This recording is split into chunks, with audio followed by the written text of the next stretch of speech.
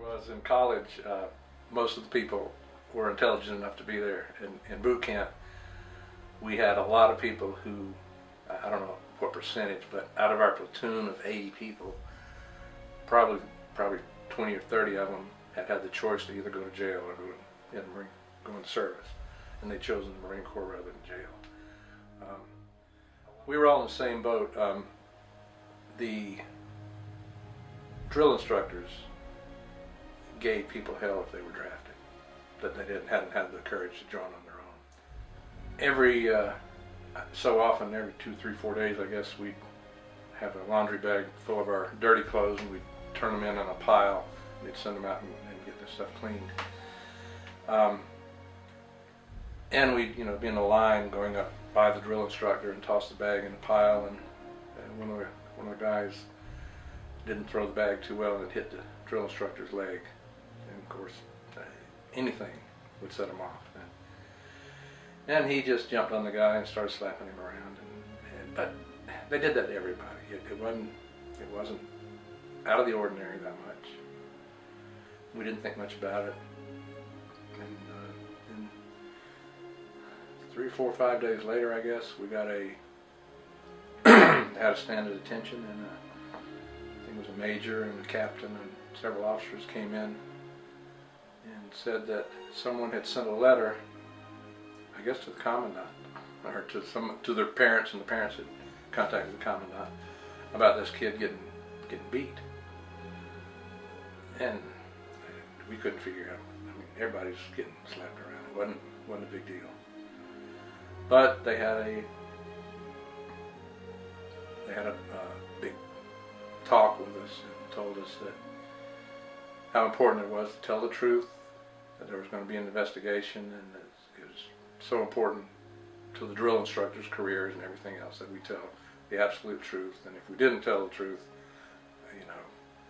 dire things would happen. They didn't go into it, but we were already a little nervous from the very first day. So then they took us individually and talked to us and asked us about this. And I said, yeah, I had seen it. I said, but it wasn't all that out of the ordinary, but yeah, the guy did slap this guy around.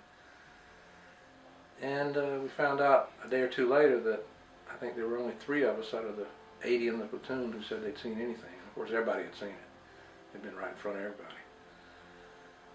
So they relieved our drill instructors of duty in our platoon, replaced them, and they were leaving. And the head drill instructor called the 3 of us into his office right before he left and said, "If I ever see you in Vietnam, I'm going to kill you." And, we didn't know what to say. No, you can't say anything. You can't talk back to him or anything. Well, it's I don't remember exactly the time we got up. It was 5 in the morning, 5:30, something like that. And I remember that very first morning. It was like in the movies. They come through and throw a trash can down the hall, between the bunks, and wake everybody up.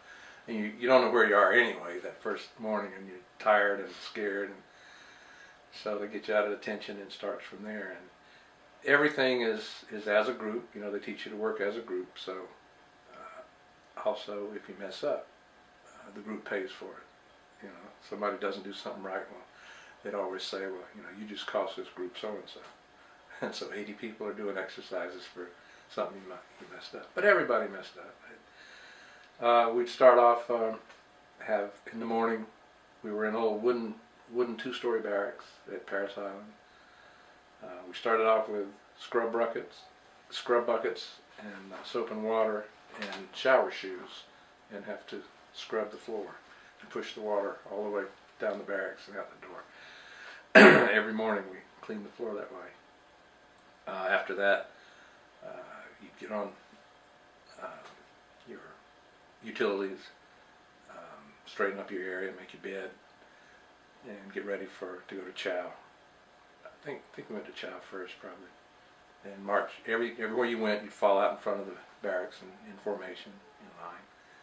March to chow. Didn't have long to eat, but I remember you crammed everything you could in your mouth, because with all the exercising, you were hungry all the time, it seemed like. I do remember standing in formation outside the mess hall. And I went there in the end of September, so it was still hot in Parris Island, and we're sweating, and they have sand fleas and mosquitoes and stuff around there. If one lands on you, you can't move. You cannot scratch it or swat it or anything. And when somebody does, then they jump all over the guy. They make him find it. And of course, he can't find it, and he's down there searching. And finally the guy will say, "Well, I think it's here." And the guy says, "All right, dig a hole." And they'd have to bury it. And all the time they're swatting him on the head and everything. It's just, you didn't want to mess up. They're teaching you discipline, and you have to have that. So you'd have breakfast, go back to the squad bay, and you probably, I think we had PT or physical training, probably did a run then did some classes, did some more physical stuff, and then had lunch, and more classes in the afternoon, and another run late in the day, and supper, and the classes, it's all about Marine Corps history and weapons and rank and chain of command, and it's pretty interesting, a lot of it, but some of it got pretty dry, and it's tough to stay awake sometimes, but you sure don't want to fall asleep and let them see you. After a day of, a standard day of classes and training like that, and a lot of physical, everything physical, and if you'd mess up, that's when you do things like I mentioned in that one area. We were in a little room, probably the size of our den and kitchen out there, 80 of us, trying to do side straddle hops. And they closed the room off. And we did 1,100 of them. I remember counting them out. And it was hot, it was confined. Every time you jump up with your arms, you're hitting the guy next to you. But that was punishment for something that we did. At the end of the day, after the training and supper, go back to the barracks, some more training until about 8:30, I think, and then you had 1 hour until lights out.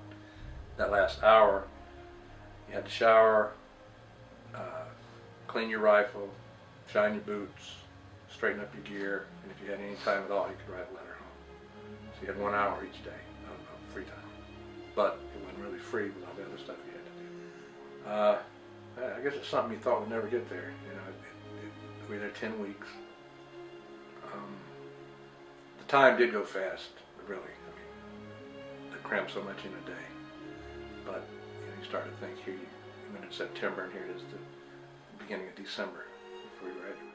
We had all had our uniforms that weren't the dress blues. Dress blues are just for ceremonial occasions and that kind of thing. And we all just had a green dress uniform. And we'd been shining our shoes for a week and that kind of stuff. And, had passed all the tests, and we're just waiting for that last day. Of course, you're sending letters home, and you'll see in some of these letters here asking my mom to bring what to bring so I can eat. Cookies and candy and Cokes. The whole time we were there, we had no sweets. We did have ice cream for dessert occasionally. We had one Coke the whole 10 weeks, and that was when they made us give blood, and they gave us Coke afterwards. But graduation day you're real proud that you made it, that you're a part of something with a history like this, and the parents, you march out, you're on the big, what they call the grind, or the parade ground, and all the families are in the stands, and they give a few speeches, and then they actually call you Marines. You're a Marine then, and then you have 3 or 4 or 5 hours to spend with your family right there around the general area. And basically, Mom says I sat there and stuffed my face most of the time.